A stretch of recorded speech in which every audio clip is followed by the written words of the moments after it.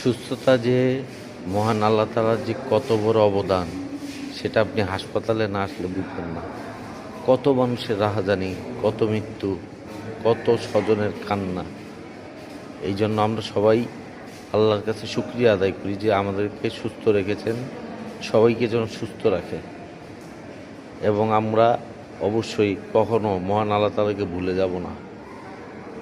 একবার আসেন হাসপাতালে, সবাই আসেন, আমি জানি কম বেশি সবাই আসেন। এতটাই কষ্ট, এতটাই রাহাজানি, এত মৃত্যু মেনে নেওয়া যায় না, কষ্ট লাগে। মেনে নেওয়া যায় না তো, এটা তো আল্লাহর একটা নিজস্ব নিদর্শন, যেতেই হবে, পৃথিবীতে আসলে চলে যেতেই হবে। কিন্তু স্বজনদের কান্না, সবাই আমরা সুস্থ থাকি, আমরা 5 ওয়াক্ত নামাজ পড়বো ইনশাল্লাহ। এবং আমি নিজেও নামাজ পড়তাম না, বাস্তব কথা, আমি আজকে থেকে 5 ওয়াক্ত নামাজ শুরু করেছি। দোয়া করবেন আমার জন্য সবাই। আসসালামু আলাইকুম।